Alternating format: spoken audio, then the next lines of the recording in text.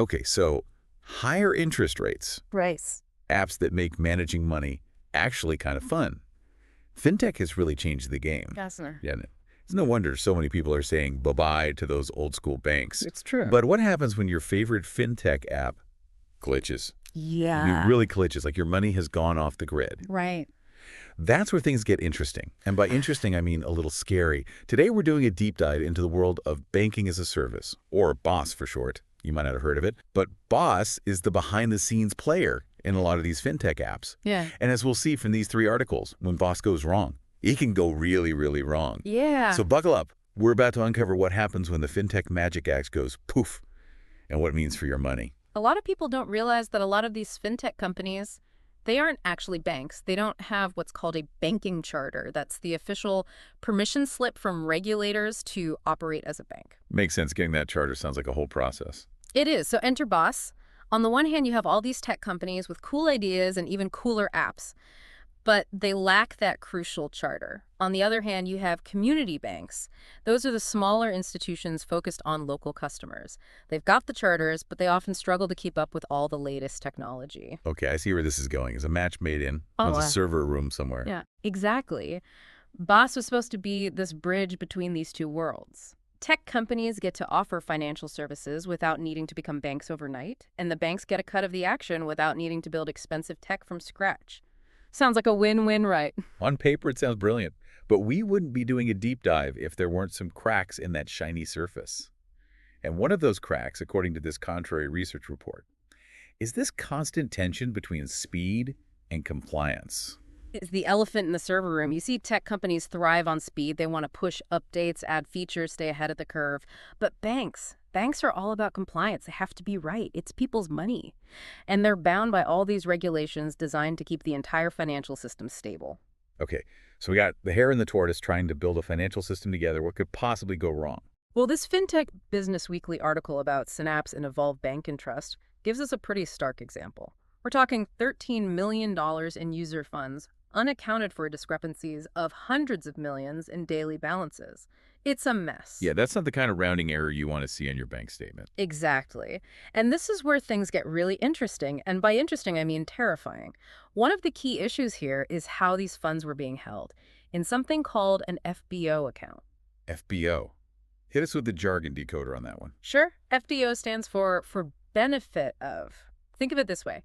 Instead of you having your own individual account at the bank, your money is pooled together with everyone else using that FinTech app into one giant account. So it's like throwing all your cash into one of those giant piggy banks, hoping you'll be able to fish it out later. Well, maybe a bit more sophisticated than that.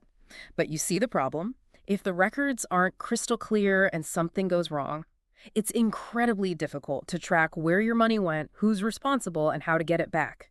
And for regulators, it's almost impossible to oversee what they can't even see properly. And we're not just talking numbers on a spreadsheet here. Right, this isn't some abstract financial thriller. This is people's lives. Exactly. This New York Times article does a gut punch of a job of showing the human cost when BaaS goes off the rails. You've put your savings, maybe your emergency fund, into one of these FinTech apps. Yeah. Everything seems fine, maybe even better than fine. Those interest rates, then one day you try to log in, and nothing. Your account is frozen solid. And you're left scrambling trying to figure out what happened. And for some people, as the article highlights, that money isn't just savings, it's a lifeline.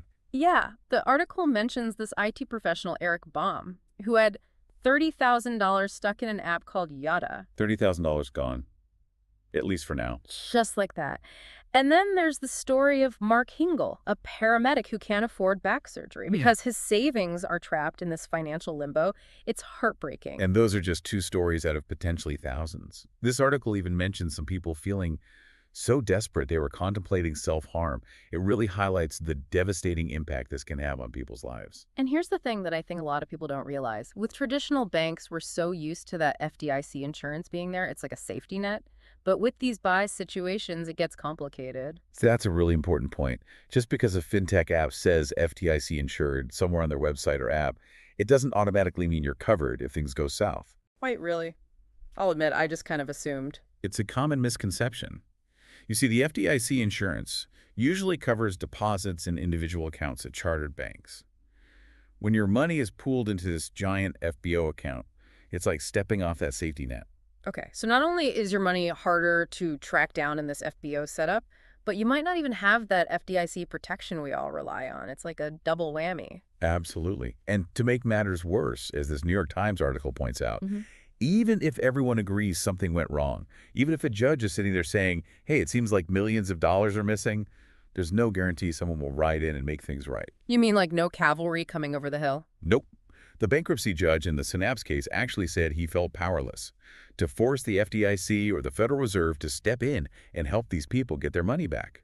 Talk about a Kafka-esque nightmare. So where do we go from here? We've covered the what and the oh no of BaaS.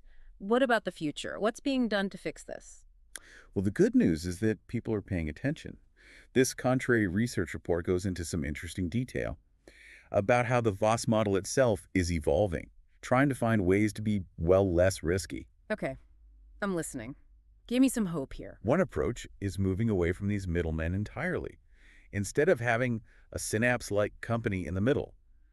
Some fintech companies are realizing that working directly with banks, like in a marketplace model, is the way to go. A marketplace model, you're going to need to untack that one for me. So imagine this, a platform where fintech companies can browse different banks and see which one aligns best with their needs and values.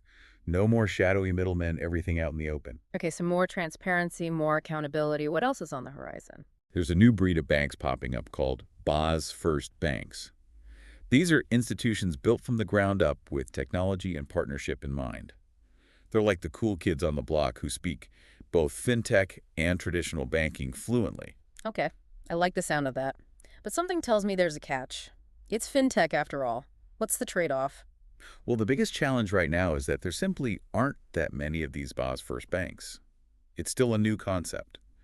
But the ones that do exist are attracting a lot of attention. So it'll be interesting to see how that space develops. So it's kind of like finding a unicorn. Rare, but potentially magical if you can catch one. So let's bring this back down to earth for a minute. For those of us using these apps every day, and let's be honest, it's a lot of us. What's the takeaway? How do we protect ourselves in this evolving world of BaaS? It's like we're all out here panning for fintech gold, but some of us might be digging in a dry riverbed. That's a great analogy. And the first rule of gold panning is knowing where to look. In this case, don't be afraid to ask the tough questions. Just because an app says FDIC insured doesn't mean your money is going straight to a nice secure vault. So what should we be asking? Start by finding out where your money's actually held. Is it going into an individual account under your name at a chartered bank? Or is it disappearing into a giant FBO account managed by a fintech intermediary? Okay, so transparency is key. We want to know who's holding our hard-earned cash. Exactly. And honestly, if a fintech company is being cagey about their banking relationships, that's a huge red flag. Move on. Find a company that's willing to be upfront and transparent. So it's on us, the users, to be savvy consumers. Don't just get swept up in the hype. What else can we do to protect ourselves? It's always a trade-off, right? Convenience versus control. That app with the flick interface and the gamified savings might seem tempting, but are you comfortable with the level of risk involved? Sometimes a more traditional route, maybe working directly with a bank that's embracing technology, can offer more peace of mind. It might not be as flashy, but it could save you a lot of headaches down the road. It's interesting you say that. After reading these articles, I found myself thinking, you know what? Maybe boring is the new exciting, at least when it comes to my money. I hear you. But what's really exciting to me is that we're at this pivotal point where things can change. We don't have to accept the status quo. That's a great point, and it leads to a final thought I had, and I'd be curious to get your take on this. What if the future of BaaS isn't about tweaking the current system? What if it's about something much bigger? What if it's about shifting the balance of power? Okay, I'm intrigued. Go on. Right now, a lot of our financial data, our money, is controlled by these opaque systems. What if we could change that? What if, in the future, consumers had more direct control? You're talking about a more decentralized system where individuals have more transparency, more agency. Exactly. Imagine a world where you could choose your level of risk, where you could see exactly where your money is going, who has access to it, and how it's being used. It's a powerful vision. Yeah. And while it might seem like a distant future, the conversations we're having now, the questions we're asking, those are the first steps towards that kind of change. And that's what this deep dive is all about, right? Equipping ourselves with the knowledge to navigate this new world of finance and hopefully nudge it in a direction that benefits everyone. So to everyone listening, we've only scratched the surface today. There's a lot more to explore, a lot more to question, but hopefully you're leaving this deep dive feeling a little more informed, a little more empowered, and a lot less likely to lose sleep or your life savings over a glitching app. Thanks for joining us, and until next time, keep asking those tough questions.